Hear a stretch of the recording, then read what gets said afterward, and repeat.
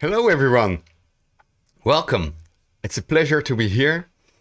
Today I'm going to talk to you about developer experience with Quarkus. Okay, I don't have any slides, it's just live coding for 30 minutes, so fasten your seatbelt. There we go. Okay, so just to introduce myself, I'm Sebastien Blanc. I'm half Dutch, half French. That's why I have this weird accent. You can follow me on Twitter. You have my handle over there in red, and that is my Twitter page, just to introduce myself. So my title is Director of Developer Experience at Red Hat, and my role is to make developers happy. And that is what I will try to do today.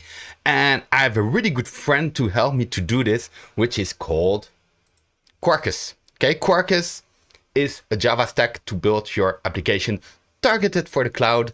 It makes really small and fast applications, okay, because it has a specific way of building your application. That is not the topic of the talk today, because there are two great things in Quarkus. The one that I just told you about creating really efficient jar files or binary files, even with GraalVM, but on the other side, there's also developer experience. Since day one, Quarkus focus on developer experience. So if it's the first time that you hear about Quarkus, don't worry, I will do a quick intro. But today I want to focus on Quarkus 2. Quarkus 2 has pushed even further this developer experience. And I want to show you all those great things that are available for the developers. Okay, so as I said, no slides. Let's start from scratch, only using my IDE here. I will be using Visual Studio Code because it's pretty fast, pretty light, and it has an excellent support for Quarkus. As you can see here, I have installed the Quarkus extension that will install for me some other extensions like tools for microprofile, the Java language support, okay? And from there, I can start playing with Quarkus. So first thing that we will do is creating a new Quarkus project. I can do that from my IDE by bringing up the palette, okay? And here I have Quarkus generate a new project, okay? Here we have extension has reported one cause error. Okay, let's cross fingers and let's see how it goes. Okay, so first thing, when I create a new project, I have to choose my build tool, Maven or Gradle, okay? I will go for Maven. I choose here a package, a group ID, sorry. Let's keep the default org.acme. The name of my project, okay? So let's call this one Bayjag Live, okay? It's a snapshot. And then it asks me for a package name. Why a package name? Because I will also create, Quarkus will also create for me a Java class, a REST endpoint, so I can start really quickly coding and playing with my app, okay? So package name, the name of my REST resource, by default is greeting resource. Let's keep that for now. And then it will ask me for extensions. What are extensions? Extensions are just dependencies that you add to your project, to your POM file, and that brings new functionality. Okay, we will see that later. For now, I don't use any extension. I just use the default one, which is the REST easy extension, so I can make REST endpoints. There we go. I want some starter code, of course, and let me bring here to the root of this project, generate here. Let me see if he will go here. And I open that in a new window. Okay, there we are. We have a new window. It has to load for me the Quarkus extension. While it's doing this, let me close these pop-ups. So it's loaded. You can see here I have a classic Maven structure with my source, my main.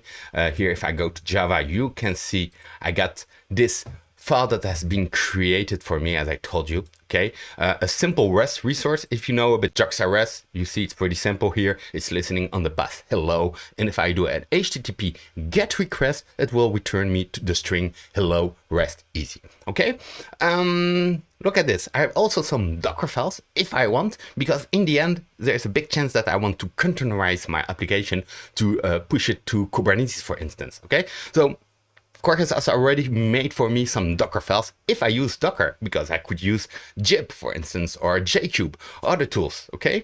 I have my resources here. My resources contain this important file, application.properties. This is where I will put all my configuration, okay? And it has also generated a unit test for me, testing my endpoint here. If you remember the hello, well, I'm testing that here.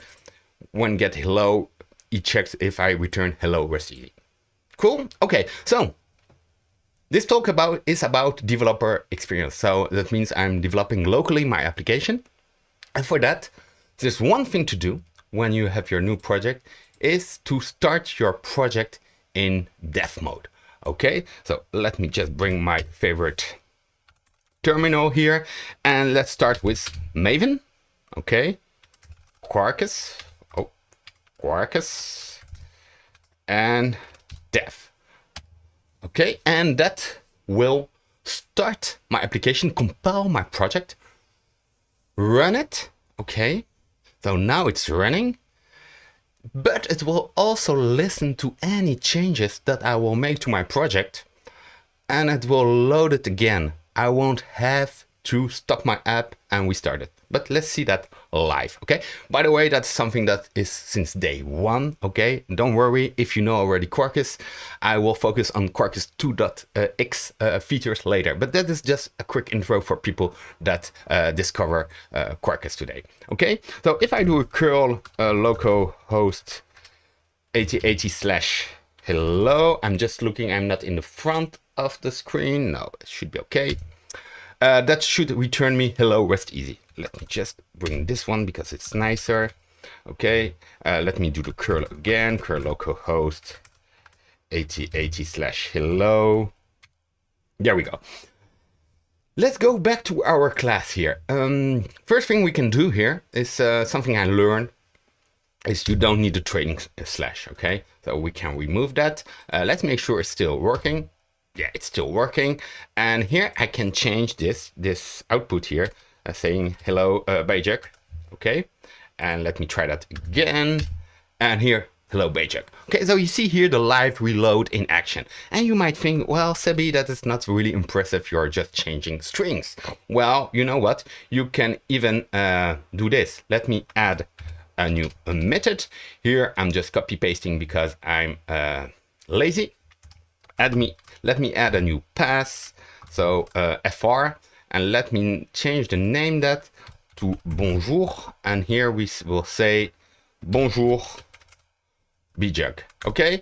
And now let me try again to curl, and I do hello/fr, and here you see bonjour Bijak. So I can add methods, I can add classes, I can change my configuration, I can add dependencies. I will never have to stop and start my app again. In fact, Quarkus is doing that for me. If you take a look here at the console, what you realize is that Quarkus is just stopping my app and restarting it. But it's so fast that you won't even notice that. Okay, so here I unveil one secret of the lively reload of Quarkus is just stopping and starting the app. Okay, let's go back here to my console. Take a look here. You see here, test paused. Okay, test paused. Okay, that is a new feature for Quarkus 2. What is it exactly? Well, for me as a Java developer, that is something completely new. If you come from the Node.js world, maybe that's something you had before, but look at this. What I can do in my Quarkus project, if I'm running in developer mode, I can activate continuous testing. What does it mean? That means that on the fly, my unit test will be run. And here you can see that my test is failing because, yeah, the generated code here was expecting hello rest easy, but it returned hello by Jack because I changed that. Well, you know what? I can fix my test here. I just hit save and look at here. Now my tests are passing. And since we added a new method, we can also add a new test for this method. Okay, so let me add it here and let's call this test bonjour. Endpoint. So here we test on /var and we return bonjour. I save that and look at this. Now I have two tests passing. Okay. So this is the first feature that I really wanted to show you. Continuous testing. It's awesome. Look at this. If I change that here, for instance, same here. If I change it, wow, as well go back here to one failing and one passing. Okay. And again, it works for new classes that you will be adding, new unit tests that you will be adding. You will always have instant feedback. Here you can see this continuous testing in the terminal. But there's another place where you can see that. And it is a good opportunity to speak up, to show you the Dev UI. The Dev UI is a web page that your Quarkus application provides when you are running in dev mode.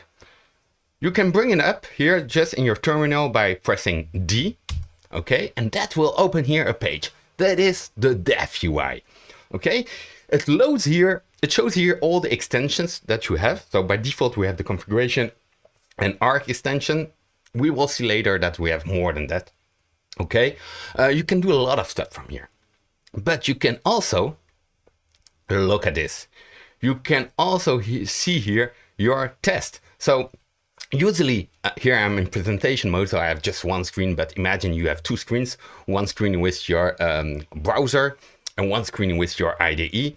And while you are changing the code here, if I break the test again, for instance, and I go back here, you can see here on this screen the results of the continuous testing. Okay, of course, you are not mandatory to use this. You can close it at any time. Okay, but it's pretty great. If I fix it here, you can also see here I've got, oh, you cannot see it because I'm in front of it, but look at this. Let me just move this. Woo, look, I'm moving. You can see here all tests passed. Okay, let me put me back here again where I am. And okay, let's continue. That was the first feature that I wanted to show you. It is a pretty simple project, okay? There's a big chance that at one point you want to introduce some persistency, okay? Like using Hibernate, you have your entities, and already from day one, Quarkus provided Hibernate Panache, which is an abstract layer on top of Hibernate to make your life easier. That was already great. But now, since Quarkus 2, we have something on top of that that will really help you. But first, you will discover what it is. But first of all, let's introduce some persistency in our application. For this, I need some extensions. So let me bring up my panel here again. And I have this option here, add extensions to my current project. And again, remember, an extension is just a dependency. If I know the name of my extension, I could just put it in my POM file. Here I'm using this because it's way easier. What do I want to use? I want to do some Hibernate, okay? But Hibernate with the Quarkus flavor, which is totally valid Hibernate, but with an abstraction layer on top of that, with Panache, okay? And then I want to persist my data in a Postgres database, okay? And so I have to add the JDBC driver of Postgres.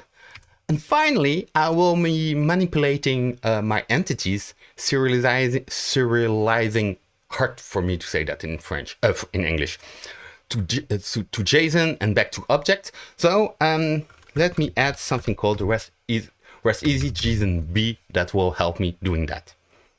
Okay, I've got my 3 extensions. That is all I need. Let me add those.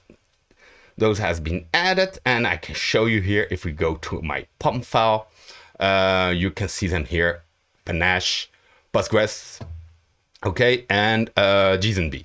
Let me close all those things because it's annoying, and I can start, well, implementing my persistency layer. First thing I need is a entity. Okay, I'm sorry for the classic entity, but let's go for the task. Task.java, there we go. It's a class, okay? And just like any JPA stuff, I just annotate that as an entity. Entity, okay? And I told you we are using Panache. So what I do here, I extend my entity with Panache entity. Okay, Panache entity, the base class will handle the ID for me, for instance. It provides me all the CRUD methods, the finders. So here I'm using the active record pattern. I could use another approach, okay, but that's not the point of this talk today. I want to keep it simple. And here I just want to have one field, public string title. And I can keep it public because Quarkus will change the scope of this attribute at build time. It will transform it to a private with getters, etc. Okay, I'm done with my entity. Now I want to create a new REST resource to expose this entity for CRUD methods. So let me create again a new class. Let's call it the task resource.java. And this class, well, it will be listening on the pass tasks. Okay, there we go. And I want, for now, just two methods. One method to retrieve all my tasks and one method to create a task. So let's start with the easy one, get, and that will be a public list returning what? Returning my task and called get task. There we go. And here, look at this. Panache make your life easier. Easy. List all. I'm done with my list all method. And what is missing here? Of course, a return. There we go. And now I want to create my post method to create a task. So let me create a new method with post, okay? Because we are writing to the database, I want to make it transactional, okay? And again, we keep it really simple here. It's just to make the point. I just return void. I should return a response, of course, but here I just return void. And I call that save task. And as parameter, I get a task, of course. And what I can do here is task.persist. You see here, active record pattern. On my entity, I have all the methods I need. Okay. I'm done. I'm almost done. Okay. While I was doing that, let's go back here to my project here. And let me see here. We should see here. Do we see it here? No, I want to see here. Yeah, you see this line here. Dev services for Postgres started. What does it mean? That means that because I dropped the JDBC driver into my project and that I'm in development mode, Quarkus decide to say, hey, you want to work with Postgres? Let me spin up a Postgres database for you. It's using test containers under the hood, but now I have a real Postgres database configured with the schema, everything, and I can start playing with my project persisting objects, okay? And again, look here at my configuration. I have no configuration, no path to the JDBC driver, no Hibernate properties, nothing. But maybe you don't believe me. And well, let's give it a try. I could use curls to create entities, etc. But again, I'm lazy and I want to add an extension. I want to bring up OpenAPI that you probably know, that comes also with Swagger UI. Okay, let me go there, let me add it. And that should be added to my project. Okay, and let me go back here to my dev console. Let me refresh here. We should have some new stuff here. We have data sources because now I'm using persistency. I've hibernated OEM, okay, and I should have, where is my Swagger? My Swagger is not yet there. Maybe it took some time to load. Did I add the correct, let me see. Let me see where my Swagger is. Okay, could be that it hasn't been added. Small way, open API. No, it's there. It's there. So it should be okay. Let's see. Let me bring up here q/swagger UI. There we are. And oh, double slash, that won't work. Sorry for that.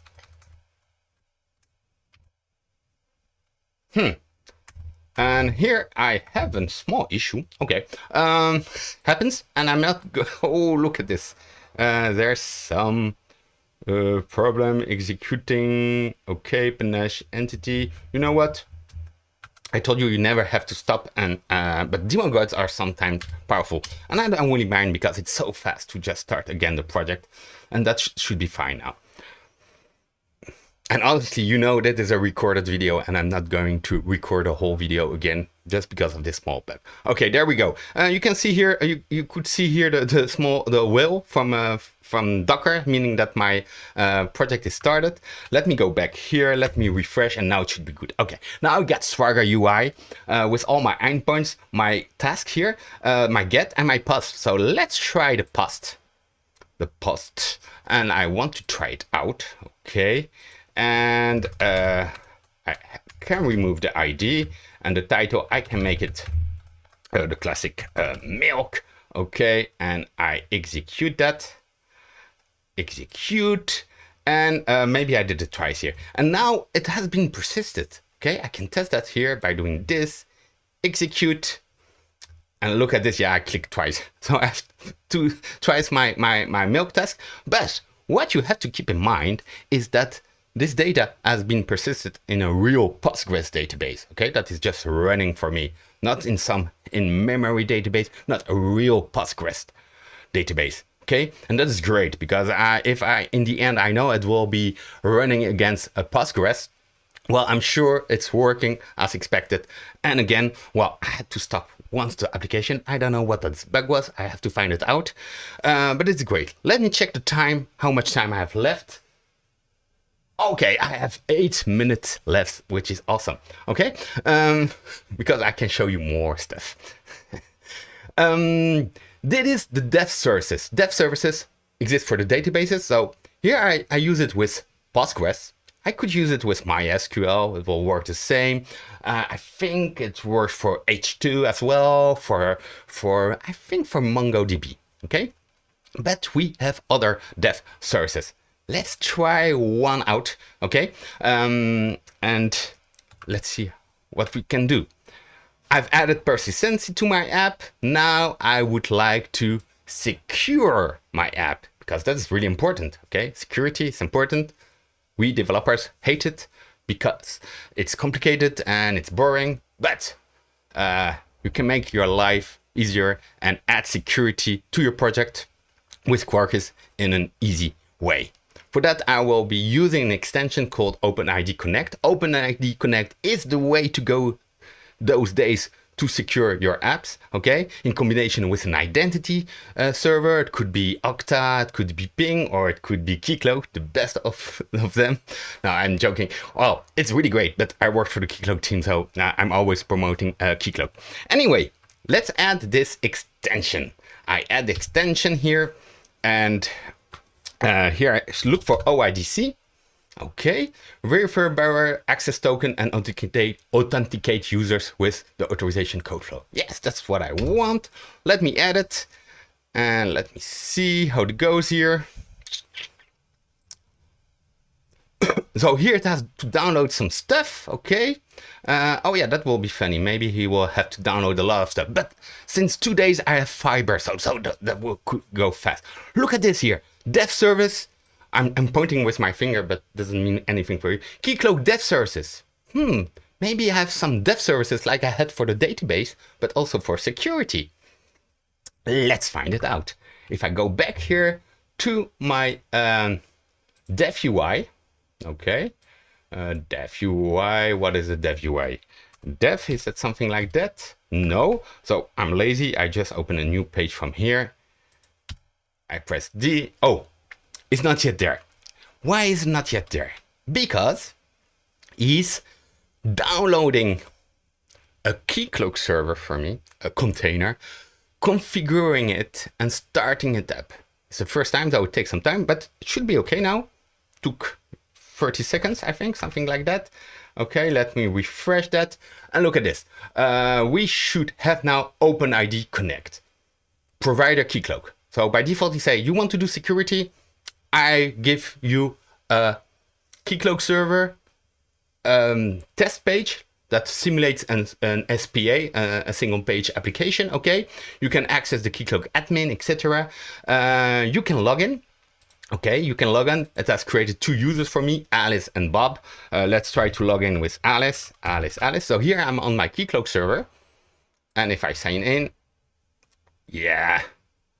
Okay, let me close that. I can see my tokens that has been generated for me, etc. But look at this. I can also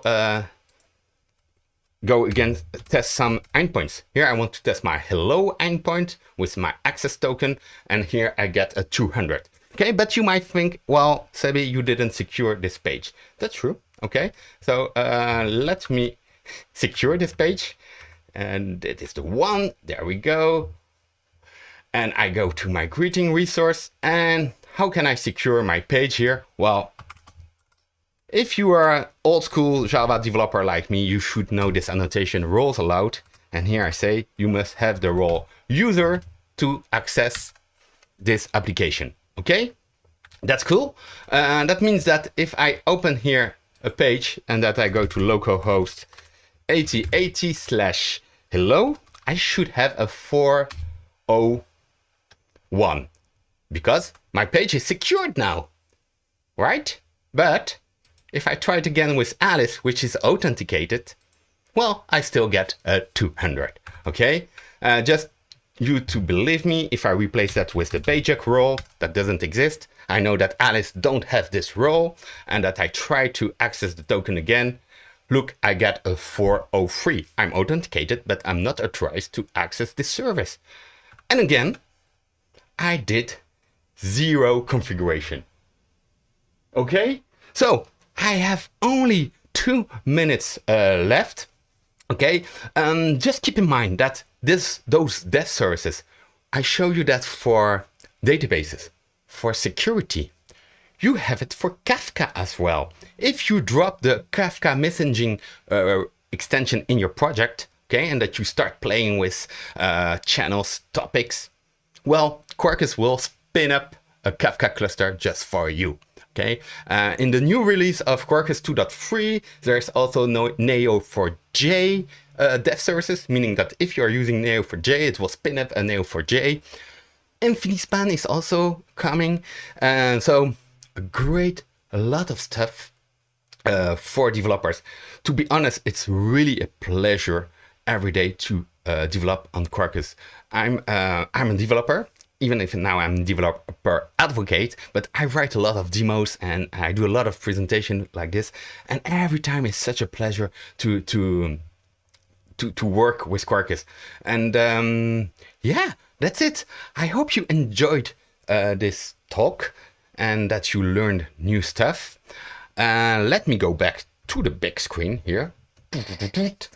I wish you an awesome day, evening. Please stay safe. And hopefully I will be able to meet you in real life really, really soon. Thank you so much, everyone. Bye-bye.